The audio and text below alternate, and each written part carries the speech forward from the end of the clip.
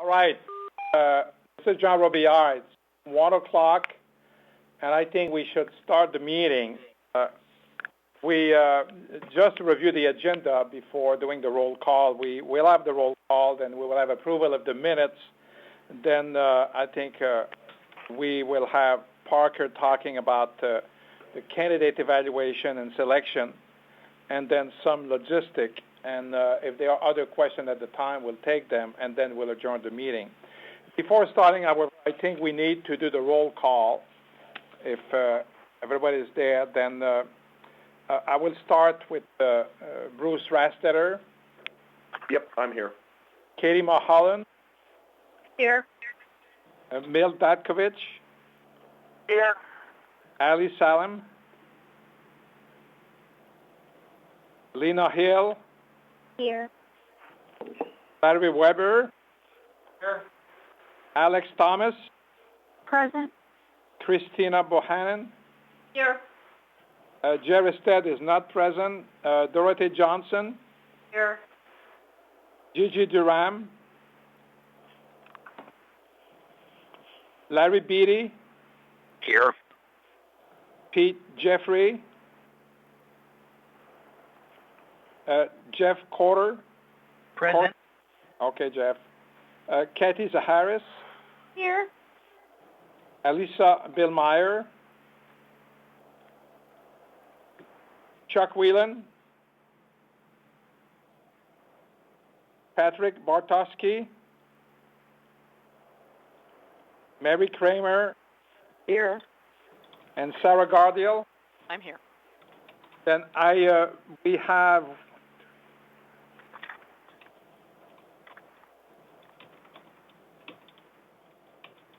including myself, we have 14 members present. I think we have quorum at this time.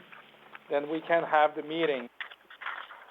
In addition, to these people, presents are maybe Carol Reasoner. I'm here. Yes, and Peter Mattis.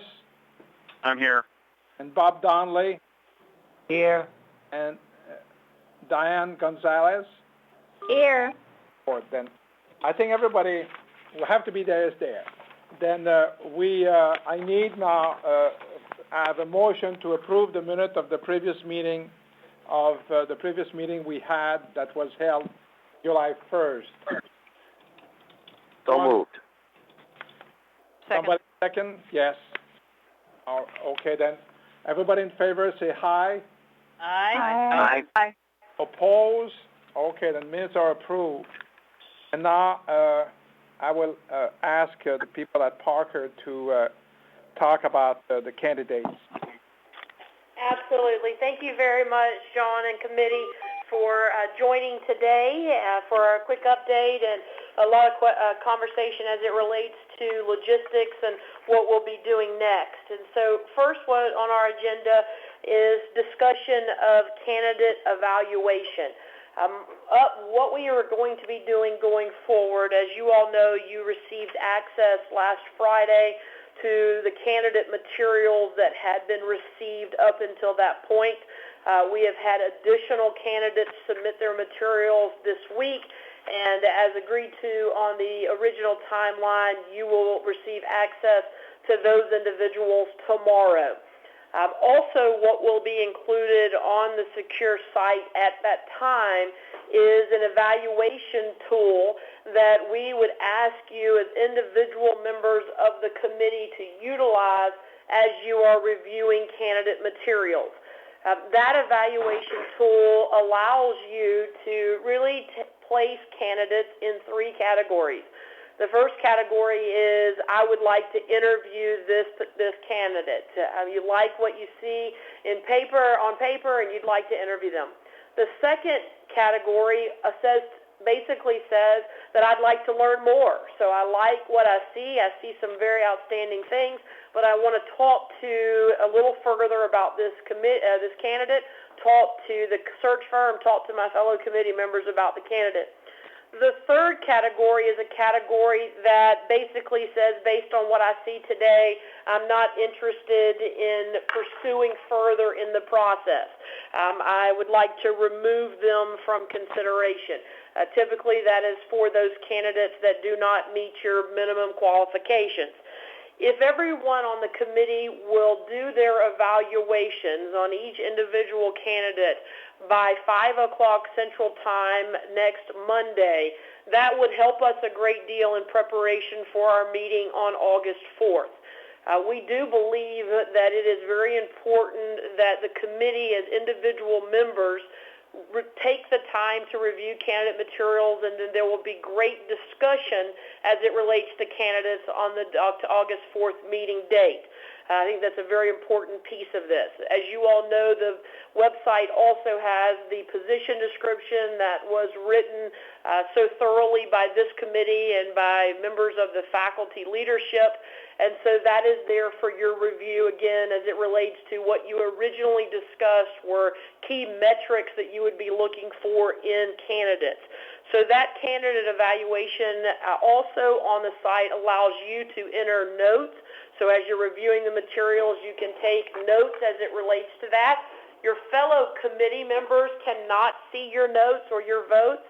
Those belong to you. We as a search firm can see those, but I want to emphasize that that's an easy place for you to take notes about potential candidates as well. So that will all go live tomorrow afternoon, and you'll be able to begin immediately reviewing and evaluating those candidates. So I'm going to stop right there on that agenda item of candidate evaluation and answer any questions you might have. Laurie, just to reemphasize, you want all of us to have our evaluation completed by Monday, August 3rd. August 3rd by close of business. Laurie? Yes. This is Christina. Hey, I just wanted to clarify. You said, that we can put notes on this evaluation form. What happens if we write notes, on a piece of paper or something? Are those, should we avoid doing that? Carol, are you on the phone? Would you like to address that directly? Yes, I would. Christina, anytime that you as a university employee put pen to paper or type anything, that is potentially a public record. So if you want to, I think the preferable way to handle this for confidentiality purposes is to make your comments on the Parker website. That's exactly what I thought, and I just wanted to clarify for the committee. Thank you, Christina, for asking. I think that's an important question. Laurie, Yes. this is Chuck Whelan. When you say the comment section of the evaluation, you're saying that's the part that will remain confidential to everybody, is just for notes for our place, or is there another place that you were talking about? I got on late, so I would. No, that's no problem. As you're evaluating each individual candidate, it allows you, again, to place that candidate in one of those three categories, but it also allows you to take notes there and make comments. Okay. Your votes and your comments associated with each candidate are yours. They cannot be accessed by other members of the committee. Thank you. Sometimes it just helps for I'm sorry, go ahead. Where are we meeting on Tuesday? We will be meeting in the old Capitol Mall building in the executive boardroom at 3 p.m. Central. This is Peter. So that's on the second floor facing north? Yes. The room number is 2390, 2390. And what was the building again? It's the old Capitol Mall building. Got it. This is Alyssa Billmeyer. Just to clarify, we can call into that meeting, correct? You can. We'll have a code and similar to this conversation. Okay, thank you.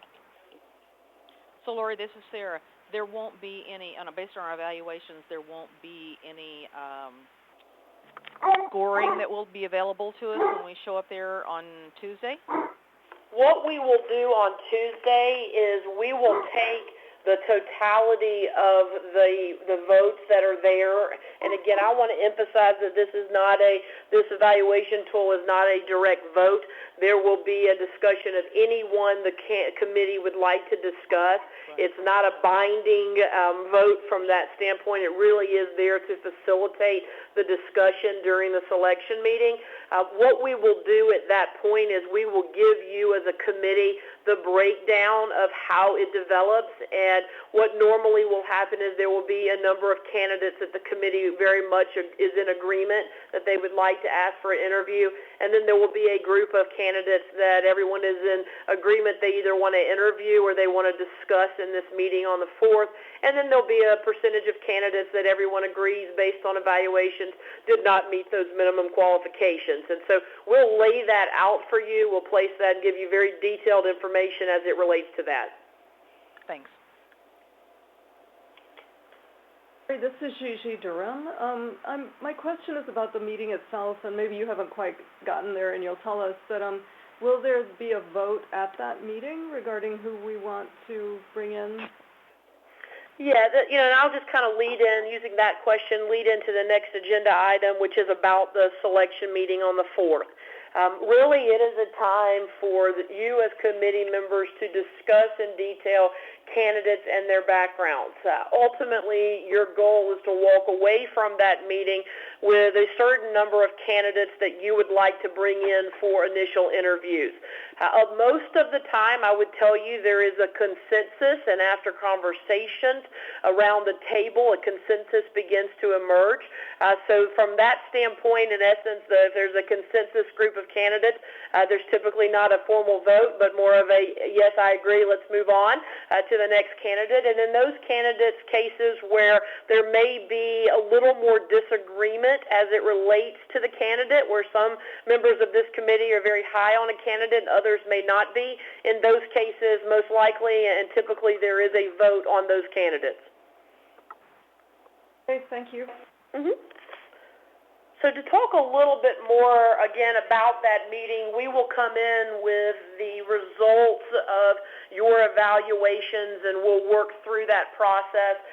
We normally will then put those candidates in categories similar to what you have already done on your evaluation of those candidates that the committee is very high on, those candidates that need more discussion. And then we're going to ask you as committee members, if there's someone that you're not talking about that's in that group, let's also consider them. And so we'll all agree to the candidates that you'd like to discuss, and then we'll discuss them as we go forward. I know there's been some concern in the past about can that get done in a 2-hour time frame, and the reality of it is that most often and a very large percentage of the time it does, as long as the individual committee members have done their due diligence prior to that meeting and have reviewed the materials and have their notes, copious notes, ready for that discussion. So that's how we will start that meeting, and again, ultimately it will be our hope that you will see more than less candidates at the first round interviews, and so you'll make your decision of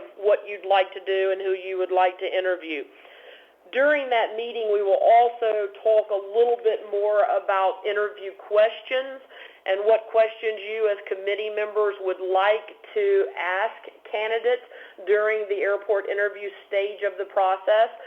Also tomorrow, when you go on to the secure site, there will be a sample list of interview questions that you can begin to review.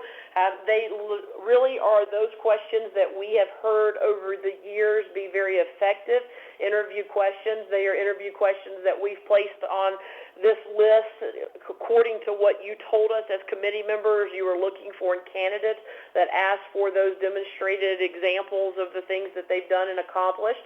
So if you'll start to review those when you're reviewing candidate materials, we'll talk in a little more detail on August 4th about how we get to that final list of candidates that you will be asking candidates on the 11th and the 12th. So the questions is a critically important component. We want to make sure we treat all candidates fairly and they are asked those same questions. And so we'll be doing that as well. Any questions about that meeting? Lori, this is Jeff Porter. I do have one quick question. Okay. I know from Carol's comment just a little bit earlier that we should be putting our notes on your website. And I guess my question is, knowing that we've got, looking at this list, I think it looks like we're over 40. Maybe I'm miscounting that. Maybe it's in the upper 30s. 44. What's the easiest way to access our notes at our meeting if we're trying? Because having gone through this with Sarah when we did a search for Jeff Keeter, who's now the head of the Alumni Association, it's kind of hard to keep everybody straight when you're doing these things. And I know we're concerned about open records with not writing stuff down on paper. I mean, Sure. Do you suggest we bring our laptops, or how do we try to go back and access the notes that we've done on 30-some people? Yeah, I would strongly consider or suggest that you bring your laptop or your iPad and you can log in directly to that site, and it will give you all the comments that you made on candidates. So if you could do that, we will have a projector there that has the site so that we can pull up CVs and resumes and things like that for discussion points. But as an individual, I would bring my iPad or laptop to be able to access that site. Okay, and then when we're doing that, during that meeting next week, are we going to just have to click on each person, or is there some way that our comments are going to be summarized for ourselves? There is a mechanism on the site, and we can show it to you on the 4th, that allows you kind of do an A through Z, where it's just the comments A through Z. Perfect. From a candidate. I got to be real honest with you. I don't know exactly how to do that. I just know it's able, so I'll get my IT guy to make sure that we know exactly how to show that to you. Sounds good. Thank you. Lori, this is Alex Thomas. I was wondering about candidates who might submit their materials after tomorrow, or even would it be possible for people to submit their materials after the 4th? Is there any process for that, or is it a strict deadline tomorrow? Sure. What if there's a great candidate? What if there's a great candidate after? How do we handle that? One of the things I would tell you is the search is never over until it's over. I think that's a very important piece. As you recall in your advertising, it's an open, it had a date, but quite frankly, it said open until filled. We do that on purpose because the last thing you want to do is to lose an outstanding candidate based on timing.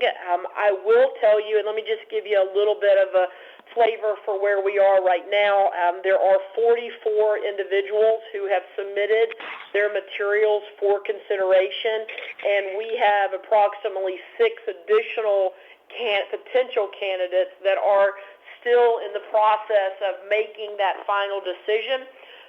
Some of those candidates have indicated to us, again, confidentiality and the importance of that, and they're still not ready to submit that to this full search committee. They understand that you're going to be reviewing candidate materials on the 4th, so I would anticipate we may bring or may upload closer to the 4th an additional candidate's application materials. We will let you know on a rolling basis after Friday if that occurs. So if someone submits it on Sunday, we'll alert you by email that there's a new document on the site. We may, depending on candidates and where they are in their decision point, bring a candidate's materials to the meeting if we receive it, late on the night of Wednesday or Monday night of the 3rd. Also, I would say too, and we've been talking to your search chair on a daily basis. I think Jean's probably tired of us, but we've been talking on a daily basis about a couple of candidates that, again, confidentiality is so critical to them that as we continue to go in this process that we're working through that. What I do not want to do is exactly what you asked us not to do on the last conference call, which was to rule out a candidate at any point in the process. That's why we've been talking to Jean about particular candidates and their confidentiality and their concerns. We have also talked to these candidates about the process. They understand the process. They respect the process. But again, confidentiality is a concern. So what I'd ask you as a committee to do is to consider the candidates that are going to be on the secure site. As additional candidates are developed, please consider them as well, and we will alert you every time that happens. We should be on August 4th in a better position to tell you exactly where we are with these last few candidates that are considering the opportunity. One thing I'd like to emphasize at this point as well, as you really start to review candidate materials, particularly some of those that have been developed in this last week or been submitted that you'll be receiving access to tomorrow, you will notice that those materials do not always include the same things. So some candidates, have written a letter of interest and provided a CV and a list of references. Other candidates have elected not to write a letter of interest and have really just provided at this stage in the process their CV. That is something we have offered them. It does give them an added level of deniability if by chance a member of this committee was to leak that name, and I'm not talking negatively, but that does happen, and they're concerned about it, that they would have some level of deniability because there would not be a letter out there saying, I want this job. So as you review those particular candidates, what our recommendation is not to rule them out because they didn't write a letter, not to assume they're not interested because they have not written a letter. If they are on the site with a CV or resume, they have indicated to us their interest, and we can share some of those directly with you on August 4th. So, I think that the long answer is it's just never over till it's over, and you have to continue to recruit in order to ensure the best and most quality pool of candidates. Other questions for Laurie? Okay, the next agenda item was the interview logistics and the format of those interviews. Again, they're scheduled for August 11th and 12th. We have placed on the secure site a template of those days, so as you're reviewing the materials, you can click that link and it will show you exactly what we're thinking and locations and those types of things. What we have included on the schedule is 8 candidate slots. A committee can comfortably see 8 candidates in a 2-day period. If you see more than 8 candidates, it can get very tight from that perspective, and so we'll work through that, but on the schedule you'll see 8, and again, it's completely in draft form to give you a frame of reference. We typically start those meetings early in the morning, and they go throughout the afternoon. I've had multiple members of this committee reach out to us for scheduling purposes, and so they are full day. You will be interviewing the candidates for an hour and a half each. We're there to facilitate that and to maintain confidentiality as well, and you'll have breaks throughout the day. But if you look at that schedule on the secure site, you'll be able to see exactly how that flows. The first morning, the 11th, we'll have an orientation session that will really talk about some of the do's and don'ts as it relates to interviewing candidates. At that point, we should have the interview questions finalized pretty closely, and then you all will agree with which committee member will be asking which question to the candidate. So again, hour and a half with each candidate, breaks and discussions throughout the day. But that template is on the site. Any questions about the 11th and the 12th? Yeah, so this is Ali Salem. So does that mean that the final number of candidates is restricted to just 8, or will it be dependent on the final voting? It's completely dependent on your decision as a committee. We can tweak the schedules to include more or less. Our recommendation to a committee is that somewhere between that 8 and 10 number is a solid number. You do not want to do too few because at the end of the day, you have to get to a point where you see more than less because you never really know until you see these individuals in person. One of the things I will say to you on the 4th, and I'll say to you today as you start to review candidates, is that you're not selecting the next president as you're reviewing the materials.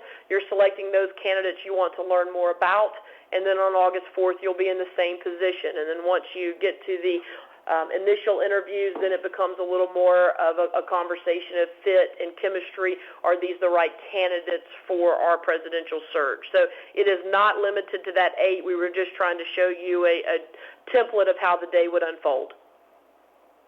Okay, thank you. Mhm. Other Lori? questions? Yes.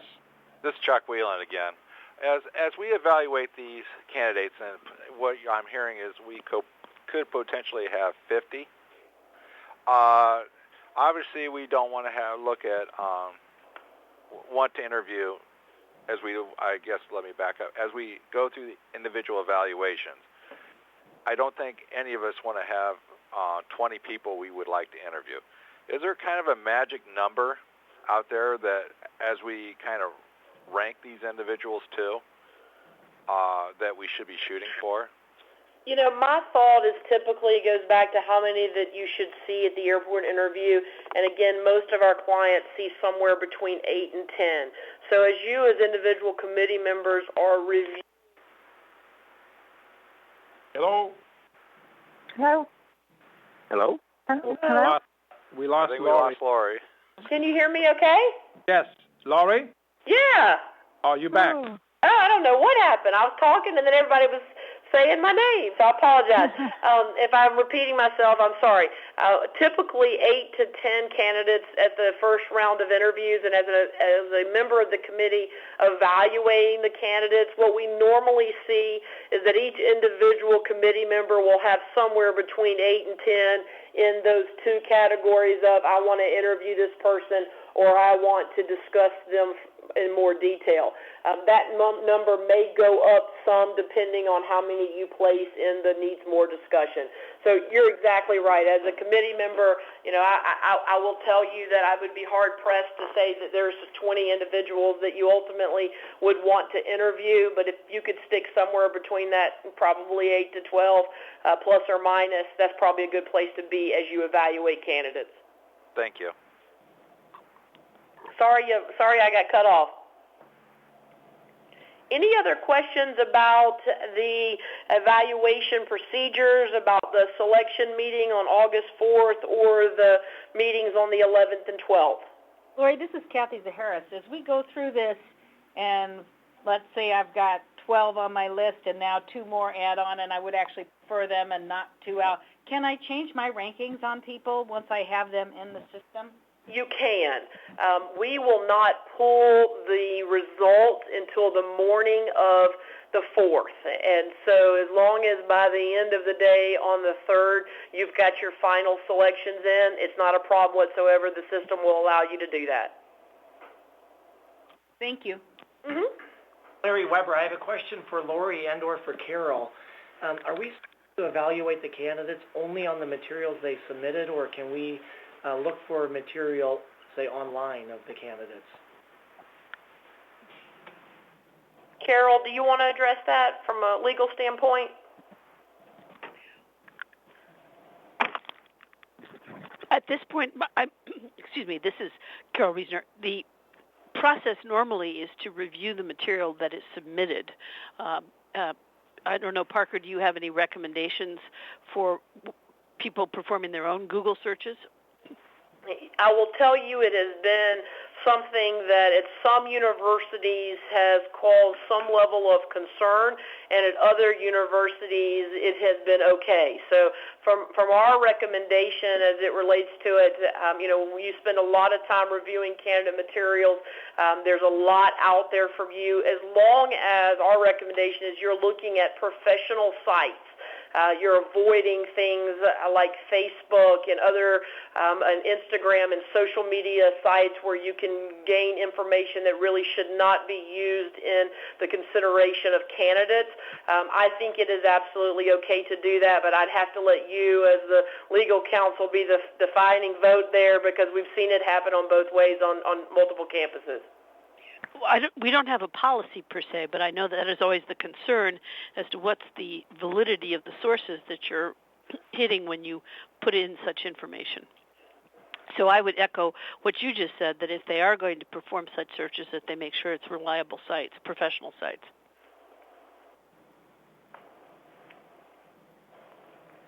The other thing, and then Jean, I'll throw it right back to you. The other thing I would ask you as committee members to do is to take an additional look at the candidate status log that's on the secure site.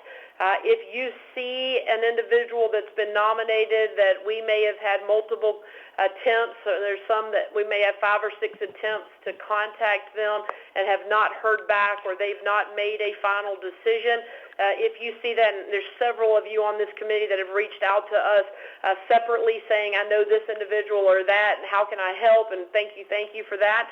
But if you'll look at that log, if there's someone that you think you can add value with, don't hesitate to pick up the phone and call me or call Portia and say, tell me where you are in conversations with this candidate, and we can strategize. Again, as we talked about earlier, it's never too late, so please look not only at the candidate materials, but also at the candidate status log to see if there's anyone that you might be able to help encourage to submit their materials. And Jean, I'll turn it back over to you. I think those are our agenda items. No, I think that covered well the material we had today, and I just want to maybe summarize the conversation that we had over the last 30 minutes. First of all, I think you will want all evaluation by August 3rd, Monday. We will make our comments not on papers or something like this, but really on the Parker website, and we will have a telephone meeting on a meeting person in the whole Capitol, room 2390, on August 4th, from 3 o'clock until we're done. And we will, at that time, in addition to the selection of the candidate, we will also review with you, Laurie, some of the interview questions that we will use. You told us that it would be great if people bring their laptop or iPad to review their notes. And obviously, the search is open until the position is filled. And the interview will be August 11 and 12. And I wonder if people have other question or other item or other issue they would like to clarify.